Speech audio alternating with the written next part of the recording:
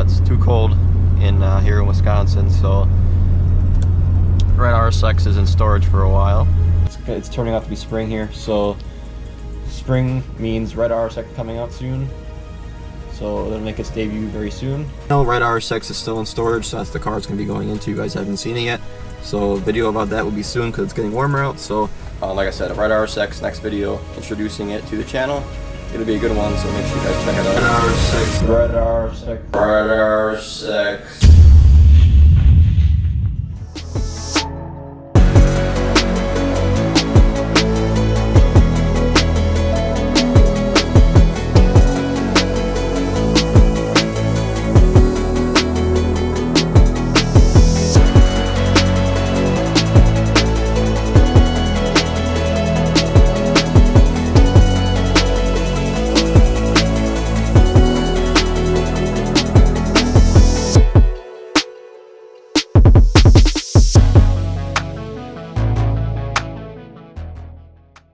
Yo, what's going on? It's Illusive here, and as I promised, here's the video. We are introducing my red Acura RSX Type S. It's 2005. Right now it might look kind of weird because the glare off of the clouds is kind of whitish, so the hood looks kind of white. I noticed that taking pictures. I just took a bunch of pictures and stuff. I just noticed it looks like white, but it is Milano red. So there's kind of a cool story behind this, kind of and kind of not. I'll kind of walk around a little bit and talk while I'm walking around. But so I did buy this car from Tampa, Florida, the 4th of July weekend of last year. I spent a lot of money on it, but I will talk about that later if I need to. But so this car had two owners. I am the third owner now. The person who I bought it from owned it for, I believe, 10 years, I believe, somewhere on the field house at 10 years. And he garage kept it every day. He took really good care of it. As you could see, everything is really nice on it. I'll open the engine bay in a little bit too, so you guys can see that. But everything is really nice on it. There really isn't any scratches or problems with it at all. The only real scratch on it, or cosmetically I should say, was in the side skirt here, but you guys probably not even be able to see it. It's right here. That was there when I bought it, like I said. So nothing has been happened since I got it, which is great. It does need a little bit of a clean. It's a little dirty. It's just all dust though from the garage from sitting. So like I said, I drove down from Wisconsin to Tampa, Florida. So as you know, that's kind of a long drive. It's all the way across the country. So it was a 20-hour drive there, and then a 20-hour drive back. So it was kind of not heart-wrenching, but it was my heart was racing the whole way there, and it was kind of a cool experience. I would definitely do it again. It was definitely not one of those things where I hated it. It was a cool feeling, I tell you that. The whole time I was there, I was kind of like, oh my god, I can't wait, you know, one of those type of things. But I finally got it. Has been a dream of mine for a few years now. I own, so most of you know, I own a silver Acura RSX. That one's a base model, so this one is a Type S. So that's kind of the main difference. The other main difference is this one is from Florida. So some of you don't know who don't live in the States. A lot of cars in the Midwest, not just Wisconsin, Midwest I should say, and other states too, develop rust in the fender section here as well as anywhere else in the engine bay, anywhere else. So that was an advantage of buying in Florida. They don't salt their roads there like Wisconsin does. So this car only gets driven in summer here to avoid obviously the salt and to avoid the rust, because this car is really clean inside and out. Like you can see the fenders here, you can still see the spot welds from when they were in the factory. Kind of cool. And you even can see, I can probably get close enough so you guys can see, you can even see the lettering yet on the suspension components from when they left the factory, which is really cool. It's got like a piece of history almost, kind of. But I really like this so far. It has no problems yet. I mean, this car runs like amazing, and you guys would never guess how many miles it has. I will just turn the speedometer on just so you guys can see how many miles it has, because you guys won't believe me.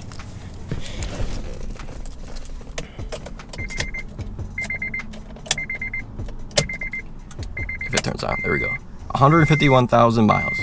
So now I bought this car when it had 149 something thousand, and then I've seen the way back it was almost 1,000. How many miles was it? 1,000 miles just one way, so it was almost 2,000 miles total. So I put 1,000 on it just to drive home, and then a couple hundred since I got it back home. So yeah, like I said, this car has been driving flawless ever since I got it. It starts right up and have never had any issues. Super fun, blast to drive. I really couldn't explain that enough. Going from a base to a Type S, the difference is major. And I really, after driving this compared to the base, you can notice a huge torque difference and everything else. But the main difference is 6-speed. And then, this one right now has the factory exhaust kit on it. So I'll kind of go over what's all done to it so far. Because I've done a few things. As you can see, there's black interior in there and it comes with tan. So I've done a lot of things so far. Not quite a bit, but enough that I haven't documented yet to show you guys. So everything I've done so far has been pretty minor to what's going to be happening. So all I've done so far, nothing on the engine bay or anything yet. It's pretty much been all cosmetic. So I'll kind of start, obviously you guys see I got black interior. So I'll start there. I tore all the tan interior out last year before I put it in storage. And then I got that all replaced with black interior, which I bought a set locally. These are my seats from my Silver RSX. So that's where these seats came from. I love the 05, the 06 seats. They're super comfortable, especially this set I have here. I don't know if it's any different, but this set I really love. It's really comfortable.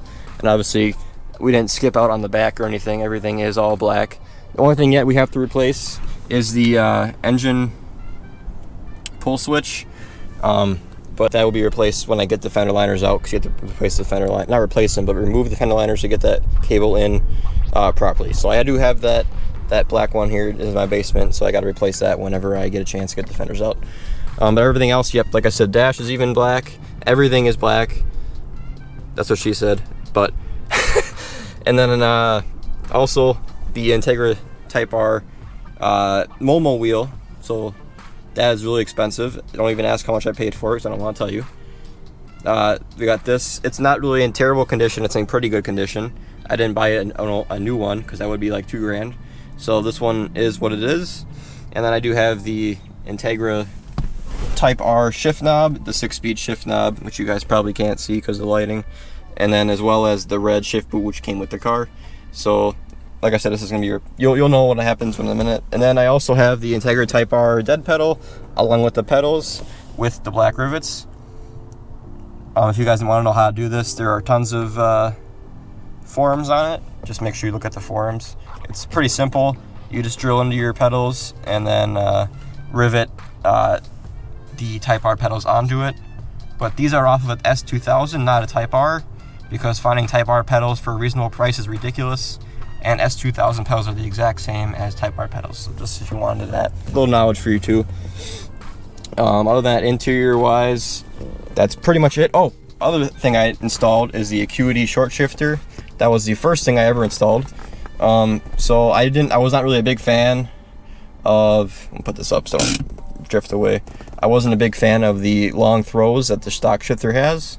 So when I got the car, everything was stock. The only thing that he had on here was the tint. The banner, you guys can see, I think it's like 20%, 25% tint. It's like barely anything, but it's enough to notice. Only thing he had on the car was tint and then HIDs, headlights. That's all he had. Everything else so far has been installed by me. It even has a factory radio and everything, which I'm going to be replacing in the near future. So yeah, I did install the Acuity short shifter. I got the 4-way shifter. I'll take this cover off so you guys can see it. Maybe you guys won't be able to see very much, but I don't feel like taking everything apart, but I'll take this guy off for you. It is the 4-way shifter, so it's like 400 something bucks. You can adjust the height, throw left and right, and throw up and down. Really nice. If I would buy it again though, I'd buy the 2-way shifter. I don't really need the height adjustment, and that's just what I would do. If I recommend the 2-way. The 4-way is just, a step better. You can adjust the height and everything, which I don't think I'd need to do with my car, so I was happy with where it sat stock. So that's all there is for the interior. Let me throw this thing back on. There we go. That's all there is really for the interior. This center console is a little dirty, so it's gonna be replaced as well. Spoiler alert. And then yeah, everything for the interior I did myself along with my brother. So he helped me with the dash. Everything else I pretty much did on my own, which was nice. It was a cool learning experience, and it really wasn't that hard. It was really simple. Everything besides the dash was, drop in, plug and play. So obviously it came from the same car, so shouldn't have been any problem. And yeah, so now we move to the back. And the second thing I did when I got the car was I deleted the rear wiper. That was on here as well, so that was removed. And I got the DC5 Association plug for it. It's just a metal plug with a gasket underneath it, O-ring I should say, underneath it. So makes it a little cleaner, I think, on the rear end. But I was never really a fan of the rear wiper. It's kind of useless, especially if you don't drive it in winter. So that was that. And everything else is still stock, which is why I am documenting this process of making this thing hopefully a lot more fun, even though it is still fun. My goal was to do, get a project car early in high school. When I was started my senior year of high school, I really wanted to get a project car, and I kind of talked to my brother about it. He told me I should just wait until after I graduate, and then we can go drive somewhere nice, like in Florida or South Carolina, somewhere where cars are nicer and not obviously Rust Belt states where rust occurs. So, like I said, if you want a nice car, buy them from the South, where generally the nice cars are. And the owner was super cool. Obviously driving 20 hours was a big deal, so it was nice getting there and knowing he was there. I didn't pay anything up hand. I paid all when I got there. So I guess the final question was, how much should I pay for it? Well, at the end of the day, it was my money that I spent on it, and if it was your situation, you might not have done this, but this was one of those things I wanted to do, and it wasn't really a budget build per se. This isn't really a budget build. This is kind of just what I want to do. This is kind of making this thing as clean as I can. So what I spent $12,750 on it. So yes, it was a lot of money, but the owner was super cool. He kept it in super great shape. He was a cool story behind it. He bought it from his neighbor when he just turned about my age. So it was super cool, kind of taking over ownership of something that was kind of, a family, not really a family, but a family friend kind of car, and he bought it. So everything was super nice on it. He let me drive it, obviously, test drive it before I bought it. And then there was no problems at all. The only problem, not really a problem, but the only thing I noticed while taking a test drive, well, there was a little bit of a whine in fourth gear, and talking to my brother about it, it's just a bearing slightly worn in the transmission, which doesn't mean anything. It just makes a noise. I'm not sure if you guys are familiar with that, but that's what I was told. I'm not really a mechanic, so I don't know the reasonings for this, but that's what I was told it was. I mean, it drives fine, never pops out a fourth or anything, and the previous owner claimed that it did that when he had it. So I took his word on it because he was super trustworthy, and he took care. If you guys would have seen the car when I first got it, it was so clean. Right now it's a little dusty, like I said. It's a little dusty. I didn't really get time to wash it. I'm kind of busy. I work 2 jobs and stuff, so I'm kind of in and out of the house pretty quick and doing my stuff pretty quick. So, like I said, it's a little bit dusty now. It's just dust. It's not really like dirt or anything. It's just really dust from sitting in the garage. But yeah, and I just took it out of storage a week and a half ago, and I really had no problems since. And super fun to drive. I took a friend on it. Took a buddy driving with it a few days ago, and it's just a blast to drive every time I drive it. So I never have any problems. Really, we can open up the engine bay. I guess it's all stock, so you guys can see how clean he kept it. He kept it really clean. This was another selling point, was the engine bay. Like, it looks like it just drove off the factory floor. Like, I was super impressed. I was so impressed coming from a base, especially. If I can even open it one-handed, okay. Let me put the engine mount prop up with my head. There we go. So coming from a base model, especially a rusty base model, it was nice seeing everything. It's a little bit dirtier now than when it was when I bought it, but like I said, I drove it home many times, and I just got it home from Florida, last year. I didn't really get time to deep clean everything again, but like I said, this is like the most amazing engine bay I've ever looked at. When I first opened it, I thought it came off the factory floor. So, and because of the owner's story and everything, buying it from him, from being in the family line and friend line since it's been owned, it's kind of cool, taking over and stuff. But like I said, it's a stock K20Z1. Everything is stocked with it. Only other mod in the engine bay is HID headlights, that I talked to you about already, which you guys should know what that is. HID just means brighter headlights and the halogens that they come with. But yeah, as of future plans now, you guys, if you guys did or did not see my last video, I bought a K24 from Japan to put in here instead of the K20. It's a pretty common swap, so I'm pretty sure you would know about it. everything is pretty much a bolt up, pretty much besides the passenger mount, which you got to change, which is no big deal. It's a pretty cost effective swap, especially for how much power you get. You get like a, I don't know, what is it, 30 pounds more of torque. It's pretty good for the money. So there's some guy coming behind me on a golf cart. I'm in the middle of a college parking lot now, so I had to find an empty parking lot. So this was the only empty big parking lot I could find in my city, pretty much. So as of future mods, I have Type R red Honda badges to put on. I know, shocker. What else do I got? That's as far as engine bay wise. K24 as of right now. Future plans to come. I don't know yet about 100% future plans yet, so that's why I said I can't really talk about them if I don't know about them. So as of right now, K24 is in the works.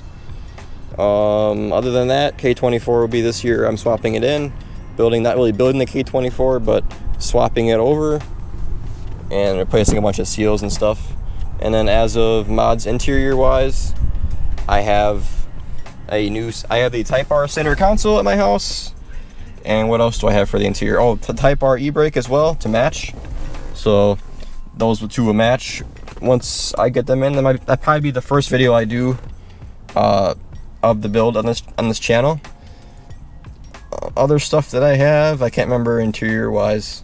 Yeah, aftermarket radio. I have a Pioneer radio, I believe. Yeah, Pioneer. It has wireless CarPlay and stuff, so that's kind of why I bought it, hoping to get rid of this phone mount here.